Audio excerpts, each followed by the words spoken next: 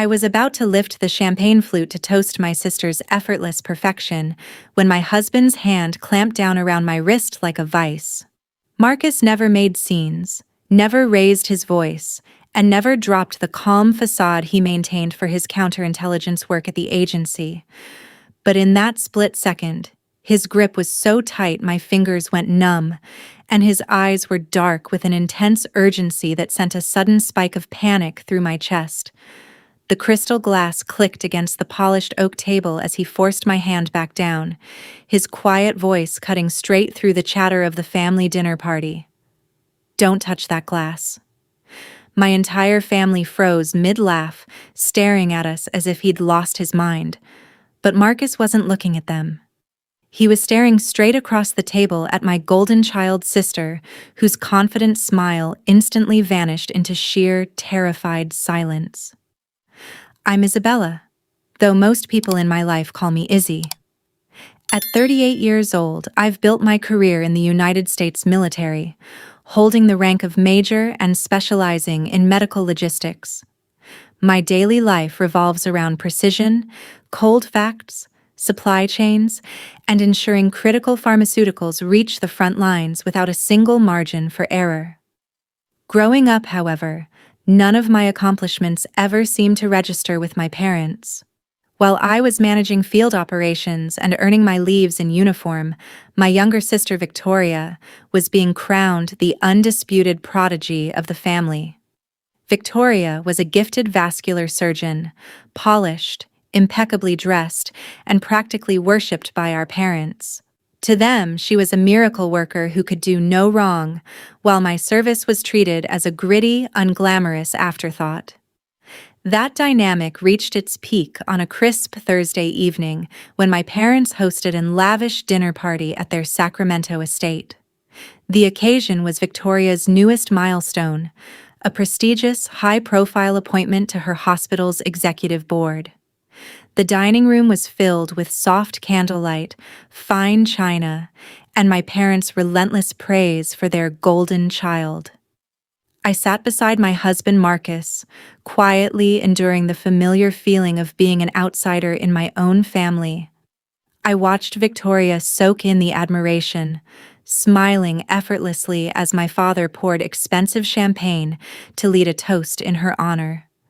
I reached for my glass, completely unaware that the night was about to shatter our family forever. My father raised his glass, his voice booming with pride as he declared Victoria the pride of the Whitaker legacy.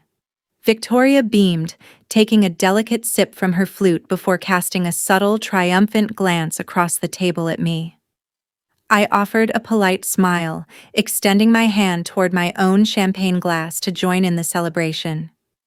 Before my fingers could even touch the crystal stem, Marcus's hand clamped down around my wrist like a steel vice. The force was so sudden and intense that my breath hitched. My elbow collided with the edge of the table, causing the glass to tip violently. A fine spray of gold liquid splashed across the polished oak, and the delicate stem clicked loudly against the wood before coming to a rest. "Marcus, what on earth is wrong with you?" my father snapped, his face instantly flushing a deep, furious crimson. "Have you completely lost your mind?" my mother gasped, clutching her pearl necklace as if Marcus had physically struck someone. "That was a $200 bottle of vintage champagne. You're acting like a brute." Marcus didn't blink. He didn't flinch under their sudden barrage of outrage. He remained perfectly upright, his body language cool, measured, and immovably calm, the exact composure that made him so deadly effective at the agency. His grip on my wrist eased slightly, but he didn't let go. "Look at the rim," Marcus said, his voice flat, low, and quiet enough to slice right through the rising tension in the room. My father scoffed. "What are you talking about? It's imported crystal."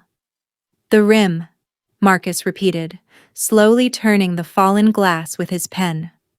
Under the warm light of the chandelier, a tiny, milky film clung to the inner curve, a faint, microscopic residue that had failed to dissolve.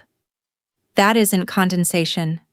And given Izzy's military medical logistics training, She knows as well as I do that liquid sedative compounds don't leave that kind of viscosity unless they're heavy grade. Across the table, Victoria's confident posture shattered. The color drained from her face so fast she looked like a ghost. "This is absurd," she stammered, her voice suddenly high and trembling. "He's insane! Mom, Dad, tell them to leave right now."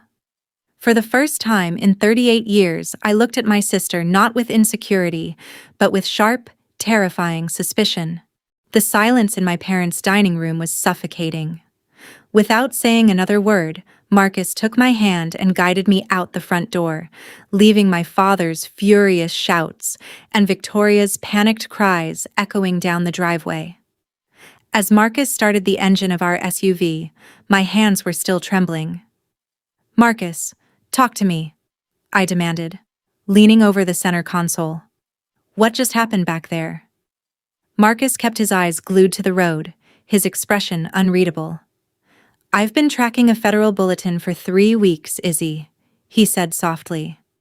"A high-purity liquid sedative, used exclusively in surgical environments, disappeared from regional medical distribution hubs.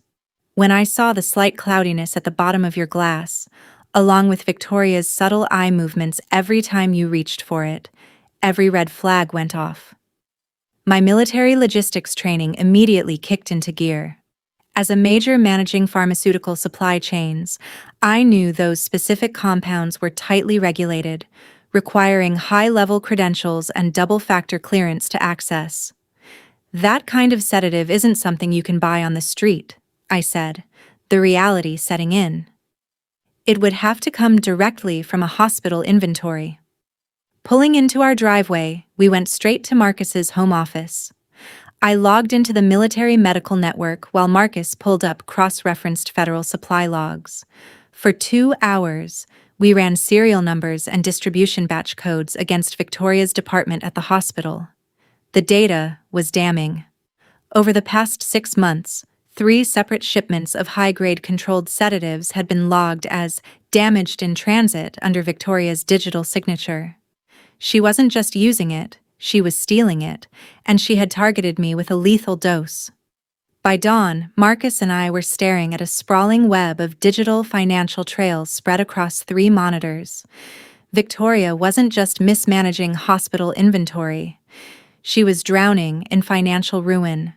Through a series of shell companies registered in Nevada and offshore accounts in the Cayman Islands, we uncovered over $1.4 million in bad debts from failed private clinic ventures and high-stakes speculative trading. Then, the final piece of the puzzle fell into place. I pulled up my family's trust documentation. Under my grandfather's original will, the multi-million-dollar estate was structured to divide equally between Victoria and me upon our mother's passing. Unless one of us became medically incapacitated or permanently incompetent.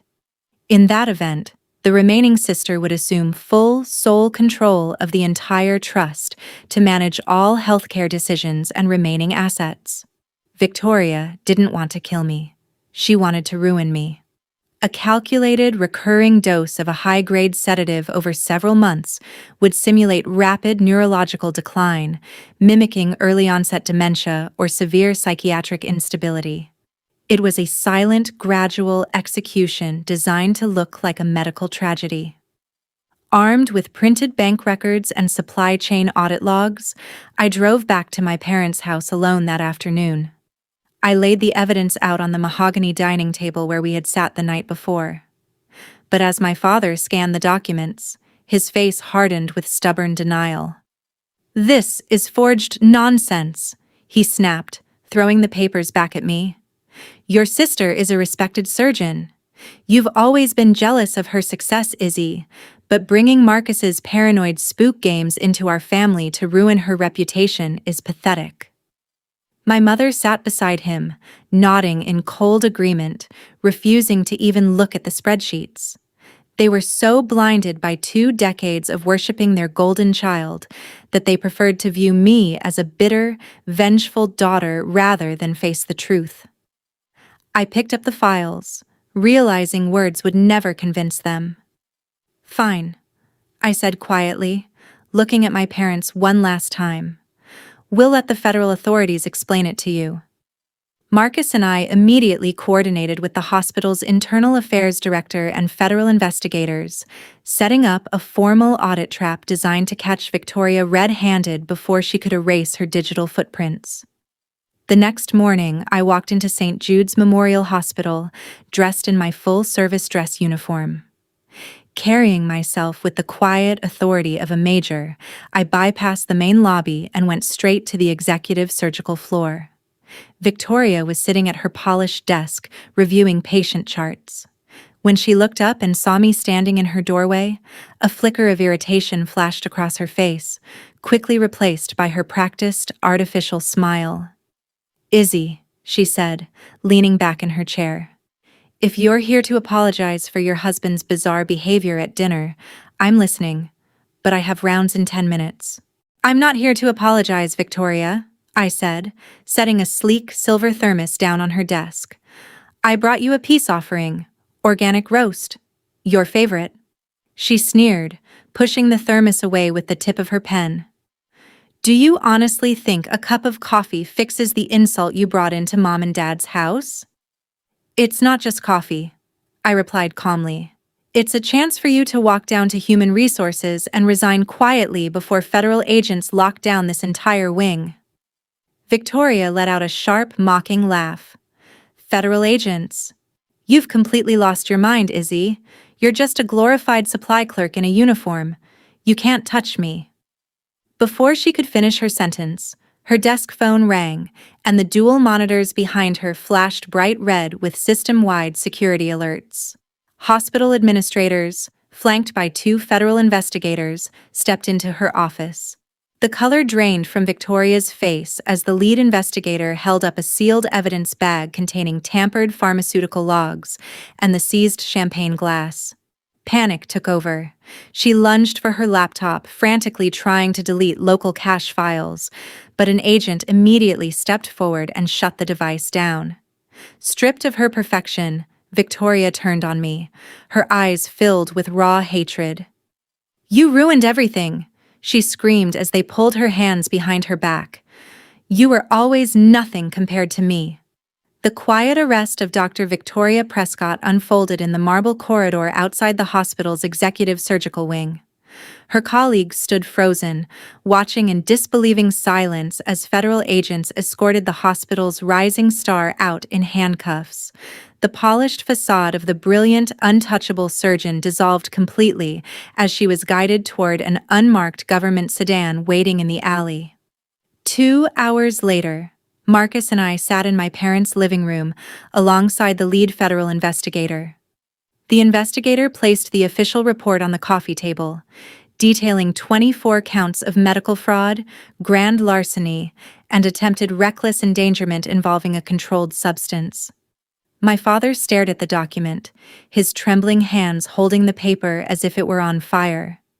The arrogant, dismissive attitude he had displayed just 24 hours earlier collapsed into absolute devastation. Beside him, my mother wept quietly, her eyes shifting back and forth between the official police seal and the empty space where Victoria's portrait hung above the fireplace. For 20 years, they had built their entire world around worshipping a golden child who was secretly destroying herself and everyone around them. They had ignored every red flag, dismissed my military service, and accused me of jealousy, all to protect an illusion. "How could she do this?" my father whispered, his voice cracking as he finally looked up at me with profound shame. "How could we have been so blind?" I didn't answer. The truth was finally sitting on the table between us, heavy and undeniable. In the months following Victoria's conviction, I officially restructured my family's legal trust fund, separating my assets permanently and establishing full financial independence from my parents. With the legal battles resolved and Victoria serving her sentence, a quiet sense of peace finally returned to my life. Standing alongside Marcus in my military dress uniform at my recent promotion ceremony, I realized I no longer needed my family's validation to measure my worth. My career, My rank as major and my marriage were built on true integrity, loyalty, and vigilance, qualities that no amount of artificial praise could ever replace. True strength isn't about sitting on a pedestal made of lies, it's about having the courage to face the truth, no matter how painful it might be. What would you do if you discovered the sibling your family worshipped was secretly plotting against you? Would you fight to expose the truth, or walk away entirely? Let me know your thoughts in the comments below. If you enjoyed this story, please hit the like button, subscribe to the channel, and click the notification bell so you never miss another video. Thank you for watching, and stay vigilant.